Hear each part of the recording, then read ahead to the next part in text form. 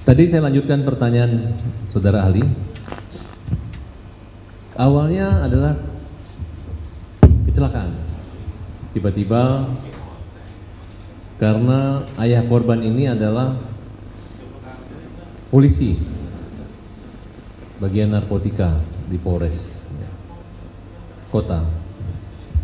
Kemudian saya nggak tahu gimana ceritanya sehingga lokus dalam perkara ini ada 3 tempat. Karena awalnya kalau kecelakaan itu hanya di Polsek Talun.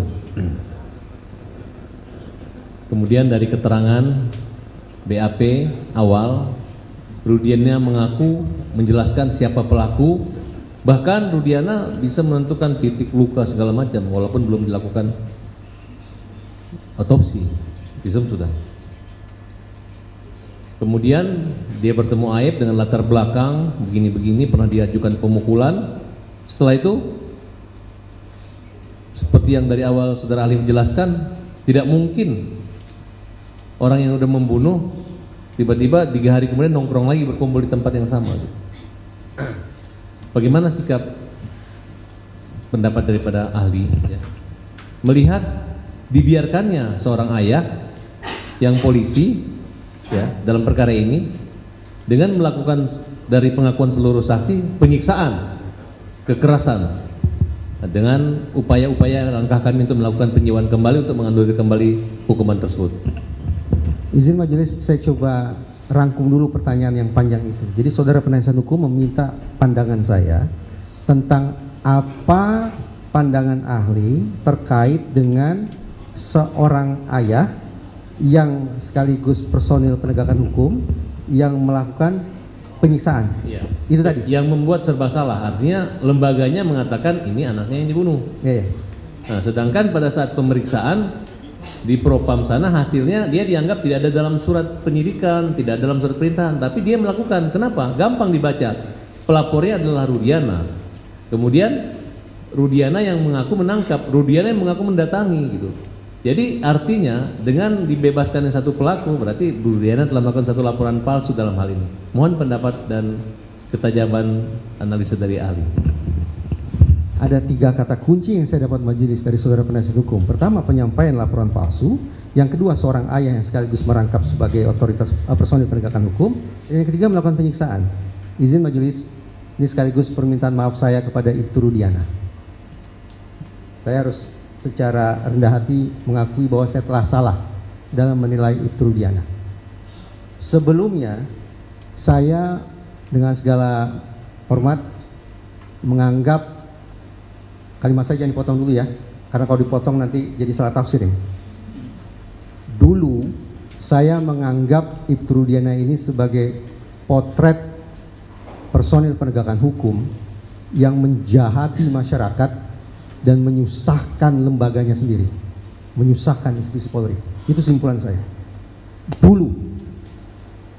Tapi bahkan saya mengatakan begini, sebagaimana dikatakan oleh saudara penasihat hukum, kalau Ibtu Rudiana ini menyampaikan laporan palsu, disebutlah dalam laporan bahwa korban ditusuk, kedua-duanya ditusuk, tapi ternyata dia ditusuk, berarti laporan palsu. Laporan penyampaian laporan palsu itu melanggar kode etik profesi Polri. Silakan dibaca. Menyampaikan laporan palsu itu melanggar kode etik profesi Polri. Yang kedua, kalau Ibtu Rudiana ini baik dengan tangannya sendiri maupun merorkestrasi pihak lain untuk melakukan penganiayaan terhadap terperiksa, itu pun melanggar kode etik profesi Polri. Silakan dibaca. Yang ketiga, kalau terjadi konflik kepentingan, pada satu sisi berstatus sebagai orang tua, pada sisi lain berstatus sebagai personil penegakan hukum, terjadi konflik kepentingan yang mengganggu objektivitas kerja yang bersangkutan, ini pun melanggar kode etik profesi Polri. Itu pandangan saya dulu. Tapi setelah keluar simpulan dari Mabes Polri yang dibacakan oleh Kadif Humas Mabes Polri, yaitu bunyinya kurang lebih bisa dicek di YouTube, Ibtu Rudiana selaku orang tua korban disimpulkan tidak melanggar etik apapun, maka praktis penilaian saya tentang Ibtu Rudiana salah total, majelis. Salah bagi saya untuk menganggap Ibtu Rudiana sebagai sosok yang telah menjahati masyarakat. Salah bagi saya untuk memandang Ibtu Rudiana sebagai potret personil penegakan hukum yang telah menyusahkan lembaganya sendiri. Salah bagi saya untuk menyimpulkan bahwa Ibtu Rudiana telah melanggar sekian banyak poin dalam kode etik profesi Polri.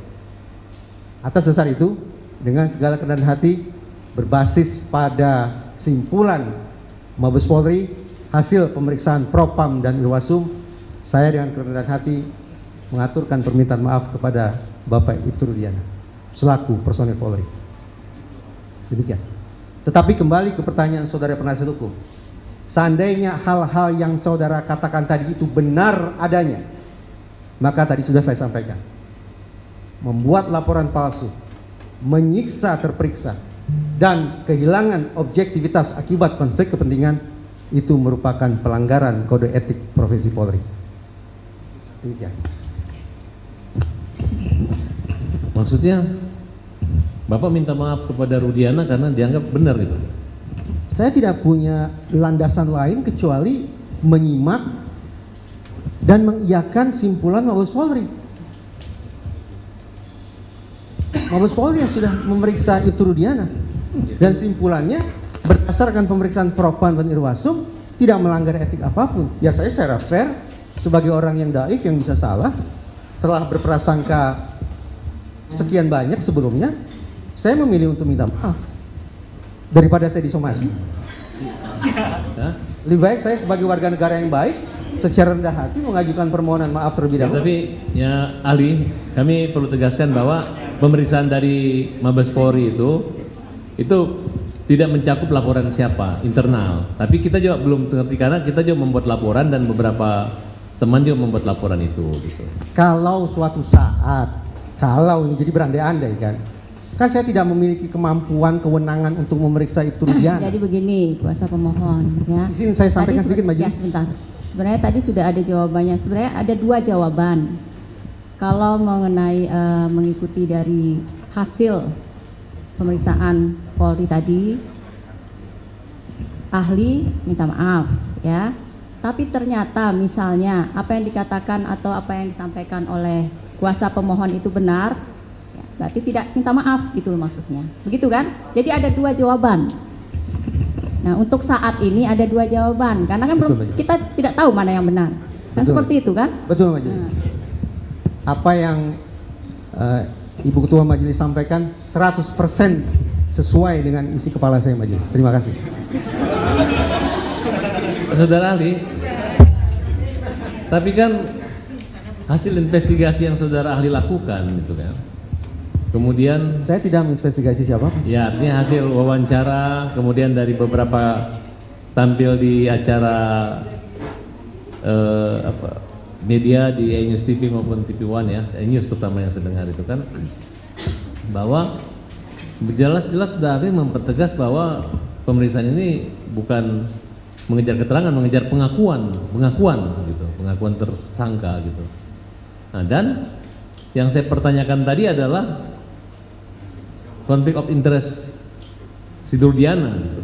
Sehingga polisi atasan pimpinan juga bingung gitu, karena ketika contoh nih pra peradilan mereka membela, pada kenyataannya memang tidak ada bukti yang bisa membuat hakim mengabulkan atau menolak pada peradilan itu sehingga bebas.